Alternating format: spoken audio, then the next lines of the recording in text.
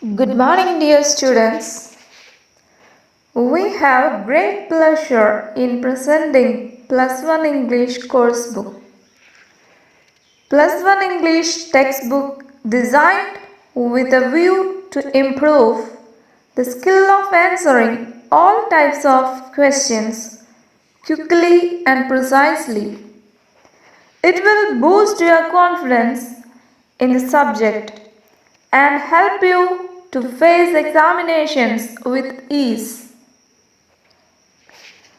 We have 6 units which contains 19 chapters. Glimpses of Greatness is our first unit. This unit begins with a quote from Winston Churchill, who was the Prime Minister of England and also great orator and author. Success is not final. Failure is not fatal. It is the courage to continue that counts.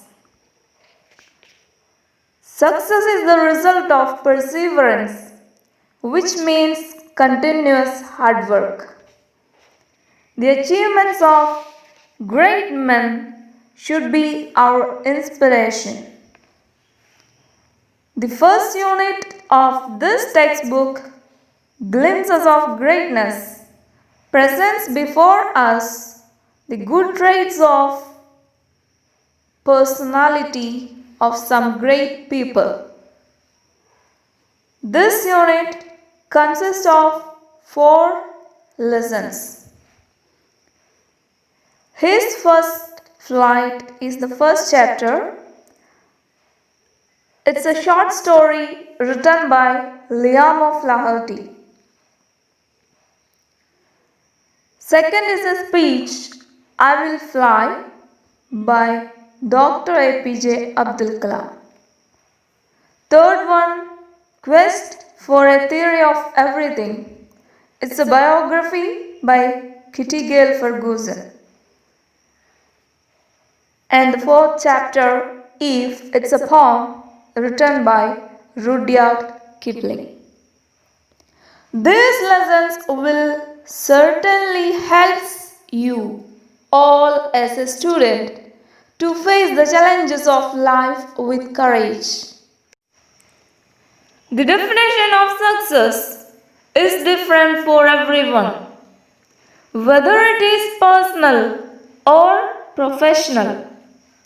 The qualities that one needs to be successful do not need to be distilled or clarified. Yet they can be felt from within. Be courageous. Through the story, His First Flight, Liam of Flaherty conveys the importance of self-confidence. The story by Liam of Flaherty is an account of a young bird that is afraid to fly for the first time. The lesson reflects how one hesitates to make the first step, and that fear is all in the mind. One should trust one's abilities because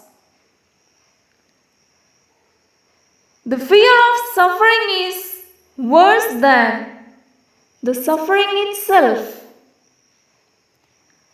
His first flight highlights the importance of independence, self-belief, and confidence, and the need for motivation to attain goals.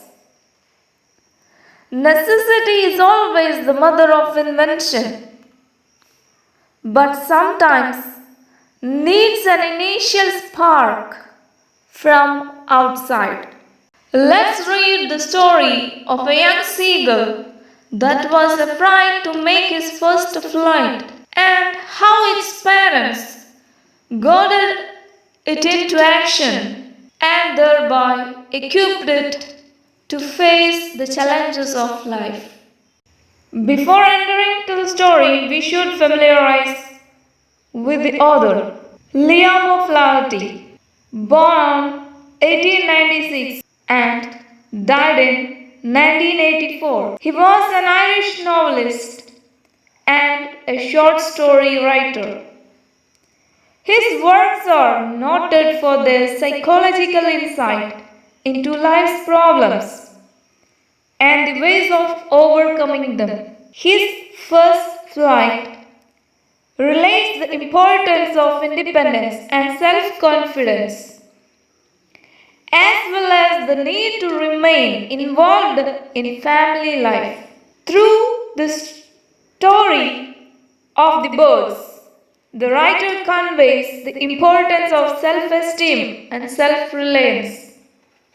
Dear students, now let's start our story, His First Flight, by Liam O'Flaherty. The young seagull was alone on his sledge. His two brothers and his sister had already flown away the day before. He had been afraid to fly with them. Somehow, when he had taken a little run forward to the brink of the ledge and attempted to flap his wings, he became afraid. The great expanse of sea stretched down beneath, and it was such a long way down, miles down. He felt certain that his wings would never support him. So he bent his head and ran away back to the little hole under the ledge where he slept at night. The story is about a young seagull who is at that stage of life where he has to learn to fly. A seagull is a bird that lives near the sea and has short legs, long wings, white and grey feathers. Unlike his younger brothers and sister, he is too afraid to fly. When all of them went for flying for the first time near the edge of the sea, all of them except him succeeded. He could not trust his wings. He got terrified by the vast sea and got convinced that he could never fly. As a result, he was ashamed and disheartened, and thus went inside the ledge where he usually slept. His first flight. അവൻ്റെ ആദ്യത്തെ പറക്കൽ. ഇതാണ് നമ്മളുടെ story. അപ്പോൾ ഇവിടെ ഈ സ്റ്റോറിയിൽ author his എന്ന് പറഞ്ഞിട്ടുള്ളത് അവൻ്റെ അല്ലെങ്കിൽ അവനെ എന്ന് ഉദ്ദേശിക്കുന്നത് ഒരു കൊച്ചു സീഗളിനെയാണ്. M seagull. അവനാണ് നമ്മളുടെ ഈ സ്റ്റോറിയുടെ ഇമ്പോർട്ടൻ്റ് ആയിട്ടുള്ള ക്യാരക്ടർ. സീഗൾ എന്ന് പറഞ്ഞു കഴിഞ്ഞാൽ കടൽ തീരത്തൊക്കെ നമ്മൾ കാണുന്ന ചെറിയ ടൈപ്പ് ബേർഡാണ്, കടൽക്കാക്ക. അതായത് വൈറ്റും ഗ്രേ കളറും മിക്സ് ആയിട്ടുള്ള ഫെദേഴ്സ് ഒക്കെ ആയിട്ടുള്ള ചെറിയ ടൈപ്പ് ബേർഡാണ് സീഗൾ. ആ ഒരു ചെറിയ സീഗളിനെ കുറിച്ചിട്ടുള്ള കഥയാണ്. ആ കൊച്ചു സീഗൾ അതിൻ്റെ ലഡ്ജിൽ ഒറ്റയ്ക്കായിരുന്നു. ലഡ്ജ് എന്ന് പറഞ്ഞു കഴിഞ്ഞാൽ കടലിലേക്ക് തള്ളി നിൽക്കുന്ന പാറയുടെ ആ ഒരു ഭാഗത്തിനെയാണ് നമ്മൾ ലഡ്ജ് എന്ന് പറയുന്നത്. ടെക്സ്റ്റ് ബുക്കിൽ നമുക്ക് അതിൻ്റെ പടം കൊടുത്തിട്ടുണ്ട്. സ്റ്റോറി തുടങ്ങുമ്പോൾ തന്നെ പടം കൊടുത്തിട്ടുണ്ട്, നമുക്ക് കാണാൻ പറ്റും. അപ്പോൾ ആ ലഡ്ജിൽ നിൽക്കുന്ന സീഗളിൻ്റെ പിക്ചറാണ് അവിടെ കൊടുത്തിട്ടുള്ളത്. അപ്പൊ ആ കൊച്ചു seagull ലെഡ്ജിൽ ഒറ്റയ്ക്കായിരുന്നു.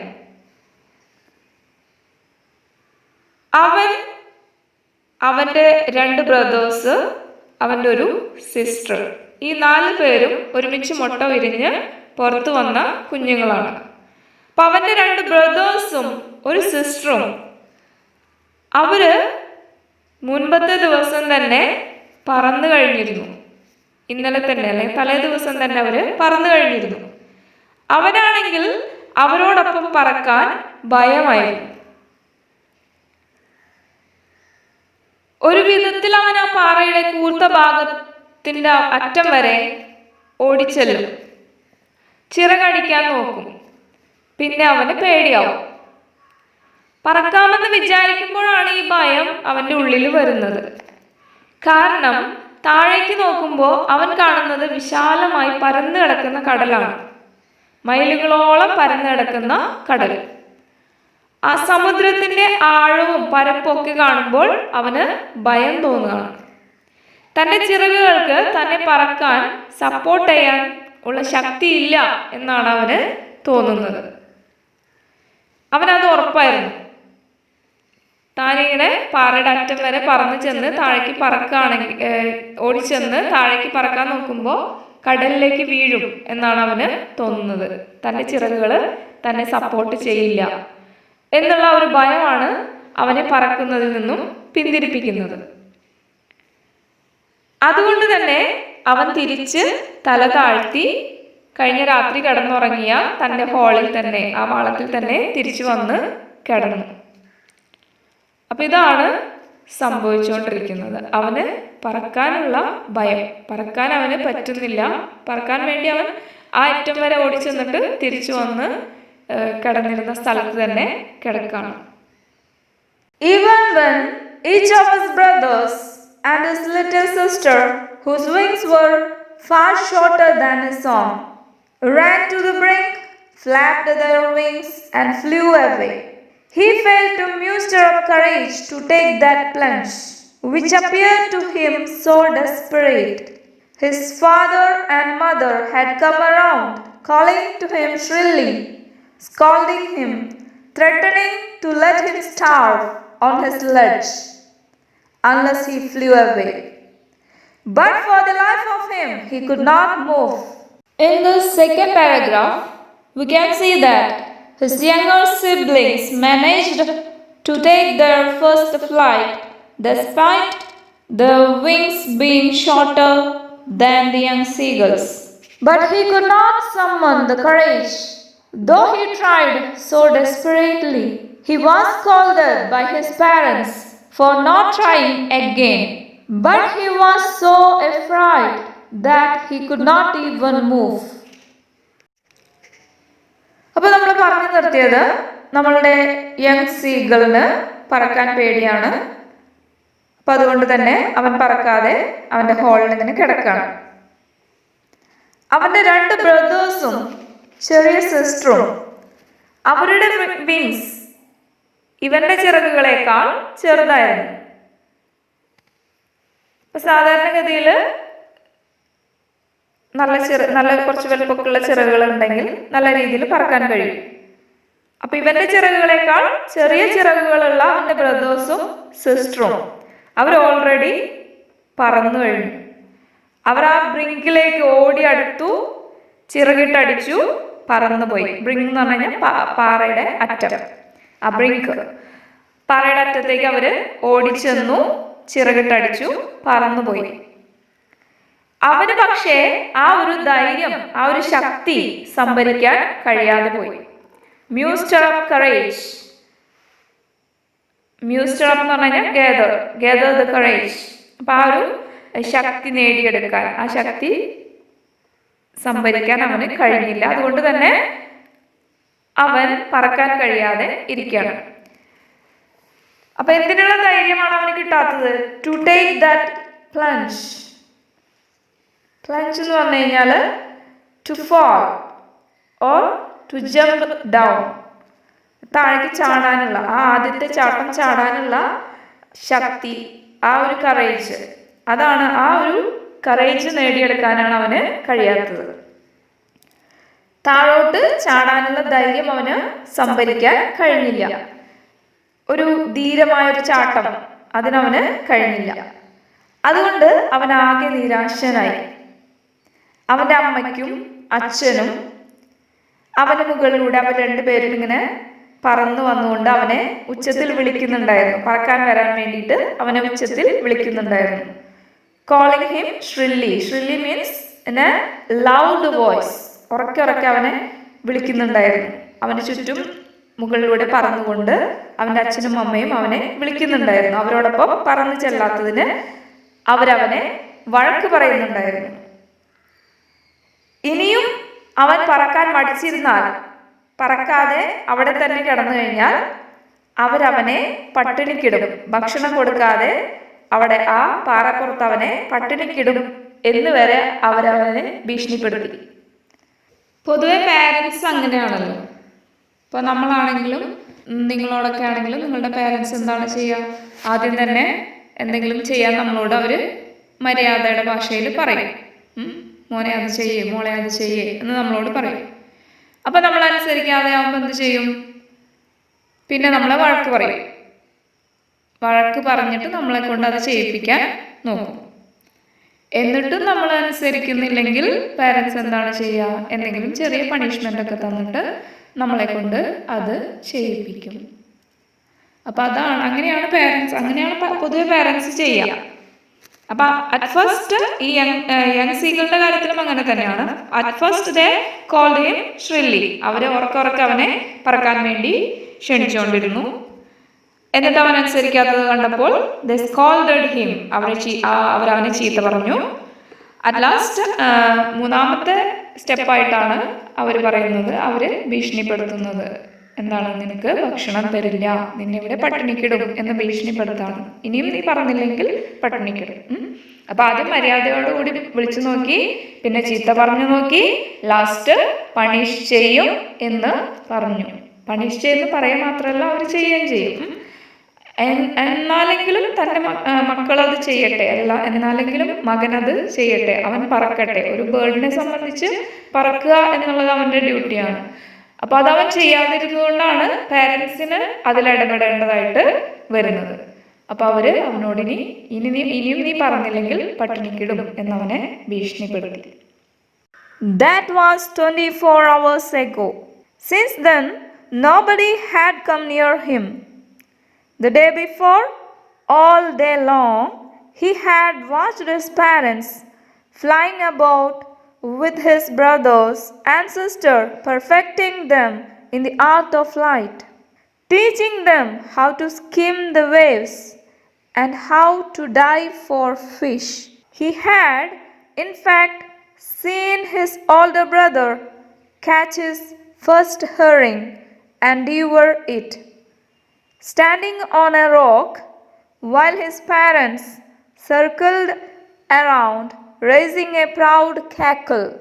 And all the morning, the whole family had walked about on the big plateau midway down the opposite cliff, laughing at his cowardice.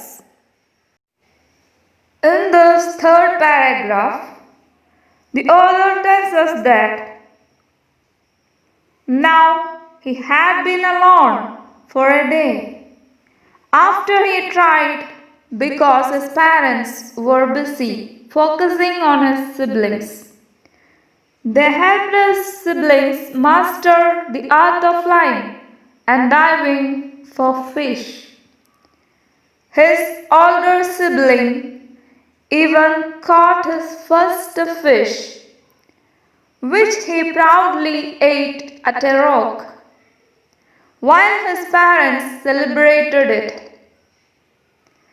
That morning, his parents taunted him all the way for being a coward.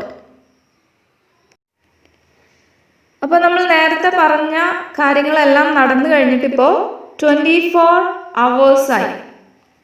നേരത്തെ എന്തായിരുന്നു നമ്മൾ പറഞ്ഞത്? Parents young സീഗിളിനെ പറക്കാൻ വേണ്ടി ക്ഷണിച്ചു, ചീത്ത പറഞ്ഞു, പട്ടിണിക്കിടുമെന്ന് ഭീഷണിപ്പെടുത്തി. അപ്പം അതെല്ലാം നടന്നു കഴിഞ്ഞിട്ടിപ്പോൾ 24 അവേഴ്സായി. അപ്പോൾ 24 hours മുമ്പാണ് ഇതൊക്കെ സംഭവിച്ചത്. അതായത് ഒരു ദിവസം കഴിഞ്ഞു, പാരൻസ് വിളിച്ചിട്ടും ചീത്ത പറഞ്ഞിട്ടും ഭീഷണിപ്പെടുത്തിയിട്ടും ഒന്നും അനുസരിക്കാതെ അവൻ ആ ലഡ്ജിൽ തന്നെ, അവൻ്റെ ആ ഹോളിൽ തന്നെ കിടക്കുമായിരുന്നു. അതുകൊണ്ട് ഒരു ദിവസമായിട്ടും ആരും തന്നെ അവൻ്റെ അടുത്തേക്ക് വന്നില്ല. തലേ ദിവസം, ആ ദിവസം മുഴുവൻ അവിടെ തന്നെ കിടന്നുകൊണ്ട് അവൻ തൻ്റെ ചുറ്റും നടക്കുന്നതൊക്കെ വാച്ച് ചെയ്യുന്നുണ്ടായിരുന്നു.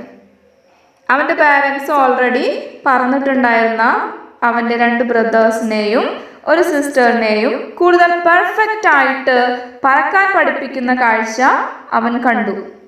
Perfecting them in the art of flight.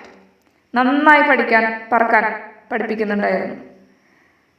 തിരമാലകളിലൂടെ skim ചെയ്യാന്ന് പറഞ്ഞാൽ ഗ്ലൈഡ് ചെയ്യുക, തെന്നി നീങ്ങുക.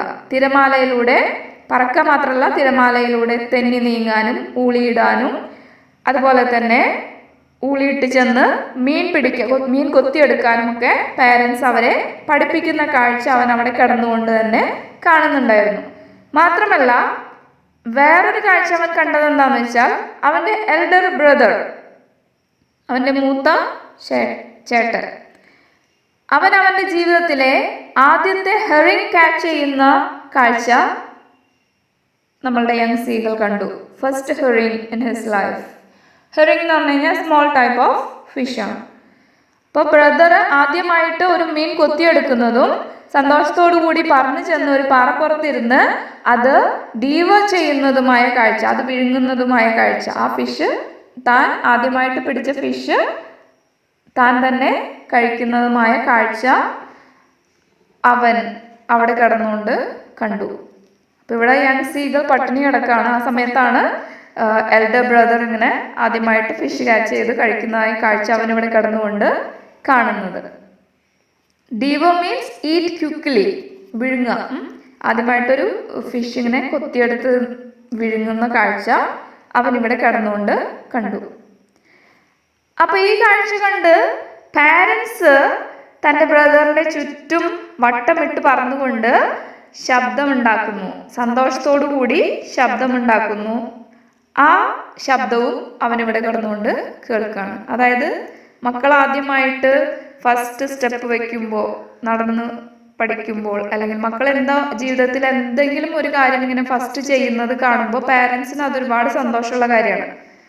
അപ്പൊ പാരൻസിന്റെ ആ ഒരു സന്തോഷം, പാരൻസ് ബേർഡ്സ് ആണ്. അപ്പൊ അതുകൊണ്ട് അവരുടെ രീതിയിൽ ഒച്ചയുണ്ടാക്കിയിട്ട് സന്തോഷകരമായ ശബ്ദം പുറപ്പെടുവിക്കുന്നുണ്ടായിരുന്നു അവരുടെ മകൻ ആദ്യമായി ഒരു മീൻ പിടിക്കുന്ന കാഴ്ച കണ്ടപ്പോൾ. അപ്പൊ അന്ന് ആ ഒരു ദിവസം മുഴുവനും അവന്റെ ഫാമിലിയും അമ്മയും അച്ഛനും ആ ബാക്കിയുള്ള 3 മക്കളും ഇവനൊഴികെ എല്ലാവരും അങ്ങനെ സന്തോഷകരമായിട്ട് അവിടെ ഒരുപാട് കാര്യങ്ങൾ ചെയ്യുന്നത് ഇവനിവിടെ കിടന്നുകൊണ്ട് കാണാണ്. വെറുതെ കിടക്കല്ല, പട്ടിണി കിടക്കാണ്. 24 hours ആയിട്ട് ആരും തന്നെ അവൻ്റെ അടുത്തേക്ക് വന്നിട്ടില്ല, ആരും തന്നെ അവനെ തിരിഞ്ഞു നോക്കിയിട്ടില്ല, മൈൻഡ് ചെയ്തിട്ടില്ല. അവരവരുടേതായ കാര്യങ്ങൾ ചെയ്തുകൊണ്ടിരിക്കുകയായിരുന്നു. അന്ന് രാവിലെ അവൻ്റെ ഫാമിലി മൊത്തം അവൻ കിടന്നിരുന്ന പാറയുടെ തൊട്ടപ്പുറത്തുള്ള ഒരു വലിയ പാറയുണ്ട്. ആ പാറയിൽ വന്നു നിന്ന് അവനെ നോക്കി കളിയാക്കി ചിരിച്ചു. അവൻ്റെ ഭീരുത്വത്തെ ആണ് അവർ കളിയാക്കി ചിരിക്കുന്നത്. അവൻ്റെ കവേർഡൈസ് മീൻസ് ലാക്ക് ഓഫ് കറേജ്. അപ്പം അവനിങ്ങനെ ഒരു ഭീരുവായിട്ട് അവിടെ കിടക്കുന്ന ആ കാഴ്ച കണ്ടിട്ട് ഇവരെല്ലാവരും ഇവൻ കിടന്നിരുന്ന പാറയുടെ തൊട്ടപ്പുറത്തുള്ള പാറയിൽ വന്നു നിന്നുകൊണ്ട് അവനെ കളിയാക്കി ചിരിച്ചു. The sun was now ascending the sky, blazing warmly on his ledge that faced the south. He felt the heat because he had not eaten since the previous nightfall. Then he had found a dried piece of mackerel's tail at the far end of his ledge. Now there was not a single scrap of food left. He had searched every inch, rooting among the rough, dirt-caked straw nest where he and his brothers and sister had been hatched. He even gnawed at the dried pieces of eggshell. It was like eating a part of himself. Now it's our fourth paragraph of the story. The sun was rising. It was getting very hot. Now the young seagull began to feel the heat on his body. He felt the heat more than ever because he had not eaten for long. He searched food everywhere in the ledge. He then found a dried piece of mackerel's tail. It's a piece of fish at the far end of the rock. But it was not enough because no food was there in it, only a fish tail. There was not even a single piece of food anywhere for him. He searched food even in the straw nest where they were born. He even tried to eat the dried eggshell. What a pity! It was like eating a part of himself. അങ്ങനെ സൂര്യൻ മുകളിലേക്ക് കയറാൻ തുടങ്ങി. അതായത് blazing warmly എന്നാണ് പറഞ്ഞത്. ഉച്ചവെയിലാവാൻ തുടങ്ങി, ചൂട് കൂടാൻ തുടങ്ങി, പാറ ചുട്ടു പഴുക്കാൻ തുടങ്ങി. അവനാണെങ്കിൽ ലെഡ്ജിൽ സൗത്തിലേക്ക് നോക്കി ഇങ്ങനെ കിടക്കുകയാണ്. അവന് ചൂട് ഫീൽ ചെയ്യാൻ തുടങ്ങി. അവൻ്റെ ബോഡിയിൽ ചൂട് കൂടി വരുന്നത് അവന് ഫീൽ ചെയ്യാൻ തുടങ്ങി. അത് വളരെയധികം അവന് ഫീൽ ചെയ്യാൻ തുടങ്ങിയത് എന്താണെന്ന് വെച്ചാൽ കഴിഞ്ഞ ദിവസം മുഴുവൻ അവനൊന്നും തന്നെ കഴിച്ചിരുന്നില്ല. അതുകൊണ്ട് അവൻ അവിടെ തളർന്ന് കിടക്കാണ്. അവിടെ അങ്ങനെ കിടക്കുമ്പോൾ ലെഡ്ജിൽ കുറച്ച് ദൂരെ അറ്റത്തായിട്ട് ഒരു ഉണങ്ങിയ മാക്രലിൻ്റെ ടെയിൽ കിടക്കുന്നത് അവൻ കണ്ടു. മാക്രൽ എന്ന് പറഞ്ഞു കഴിഞ്ഞാൽ ഒരു ഫിഷ്, അയില, നമ്മൾ അയില എന്ന് പറയുന്ന ഫിഷിൻ്റെ ടെയില്, വാൽ കഷ്ണം പോലെ അവന് എന്തോ കിടക്കുന്നതായിട്ട് അവന് കണ്ടു. പക്ഷേ അവനത് പതുക്കെ ചെന്ന് അതെടുത്ത് നോക്കിയപ്പോൾ ഒരു തരി പോലും മാംസം അതിലുണ്ടായിരുന്നില്ല. അതിൻ്റെ മുള്ളു മാത്രമായിട്ടാണ് അത് കിടന്നിരുന്നത്. പിന്നെ അവൻ അവിടെ എല്ലായിടത്തും പരതി നോക്കി. ആ പ്ലാറ്റ്യൂവിൽ, ആ പാറപ്പുറത്ത് എല്ലായിടത്തും അവൻ പരതി നോക്കി. ഒരു തരി പോലും ഫുഡ് അവന് കിട്ടിയില്ല. അവസാനം തങ്ങൾ മുട്ട വിരിഞ്ഞ് പുറത്ത് വന്ന ആ പൊടി പിടിച്ച വൈക്കോൽ കൊണ്ടുള്ള കൂടുണ്ടായിരുന്നു, സ്ട്രോ നെസ്റ്റ്. ആ നെസ്റ്റിൻ്റെ ഉള്ളിൽ പോയിട്ട് അവൻ അതിലെന്തെങ്കിലും കഴിക്കാൻ പറ്റിയത് കിടക്കുന്നുണ്ടോ എന്ന് അറിയാൻ വേണ്ടിയിട്ട് ആ നെസ്റ്റിൻ്റെ ഉള്ളിൽ പോയിട്ട് അവൻ പരതി നോക്കി. ആ പൊട്ടിയ മുട്ടത്തൊണ്ടുണ്ടായിരുന്നു അതിൽ.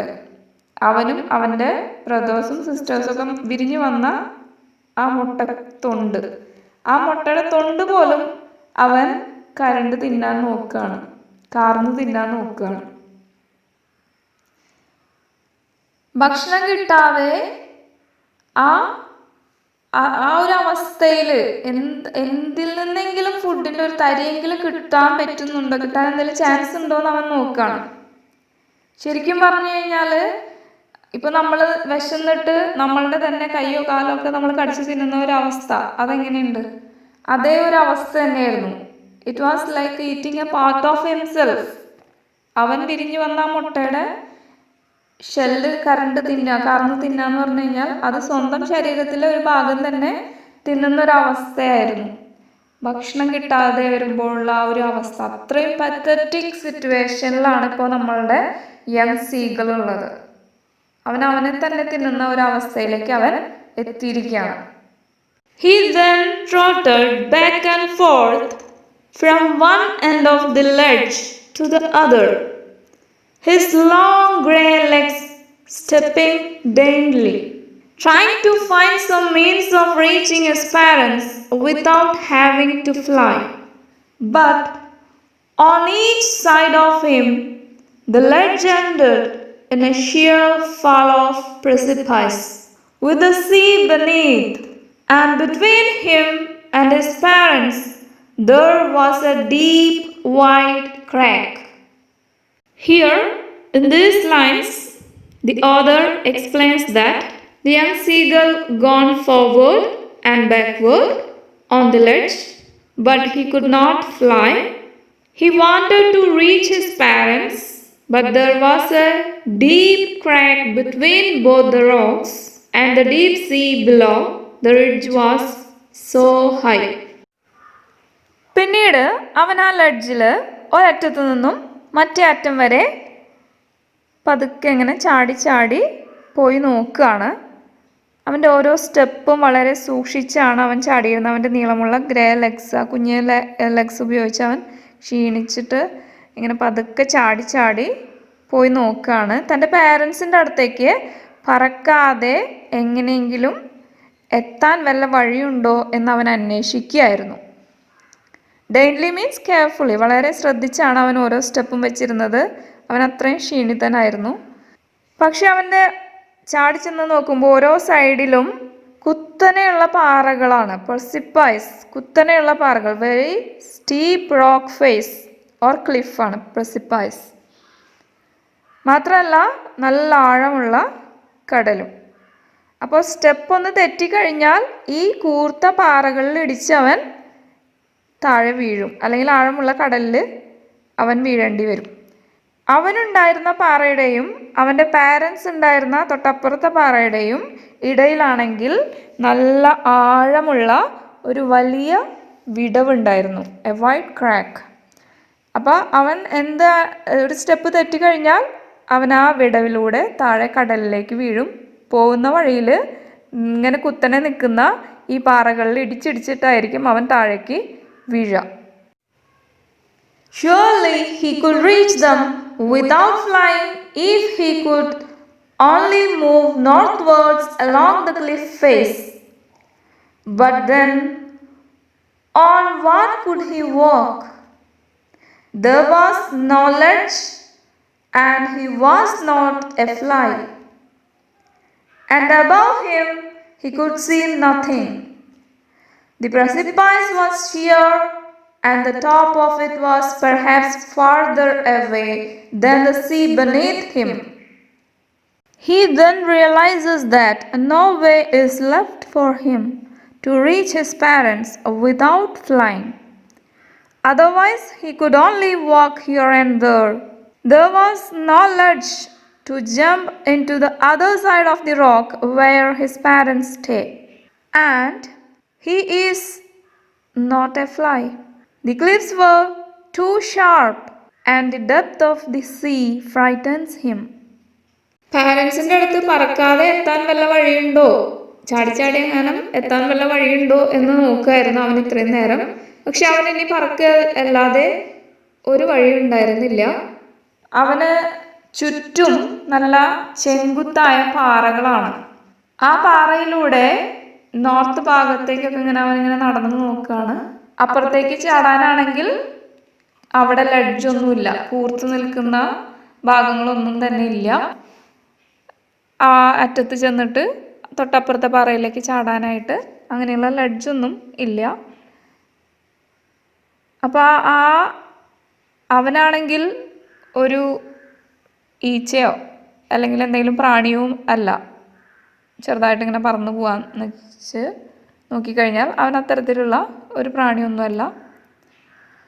അപ്പോൾ ഇനി ശരിക്കും പറന്നെങ്കിൽ മാത്രമേ അവൻ്റെ പാരൻസ് താമസിക്കുന്ന അല്ലെങ്കിൽ പാരൻസ് ഉള്ള ആ പാറയിലേക്ക് എത്തിച്ചേരാൻ പറ്റുള്ളൂ എന്നവൻ മനസ്സിലാക്കി. ഇവൻ വീണാൽ ആ പാറയുടെ അടുത്ത് ചെന്ന് അപ്പുറത്തെ പാറയിലേക്ക് ചാടാമെന്ന് വെച്ച് കഴിഞ്ഞാൽ നല്ല വൈഡായിട്ടുള്ള ഒരു വിടവുണ്ട്. അപ്പോൾ ഇവൻ വീണ് കഴിഞ്ഞാൽ എന്തായാലും താഴെയുള്ള പാറകളിൽ അടിച്ചടിച്ച് വീണ് അവൻ ചത്തുപോകും, അല്ലെങ്കിൽ ആഴമുള്ള കടലിൽ വീണ് ചത്തുപോകും. അപ്പോൾ ആ കാര്യം അവൻ അവിടെ നിന്ന് തിരിച്ചറിയാണ്. ഇനി പറക്കുകയല്ലാതെ തനിക്ക് യാതൊരു രക്ഷയുമില്ല എന്നവൻ തിരിച്ചറിഞ്ഞു.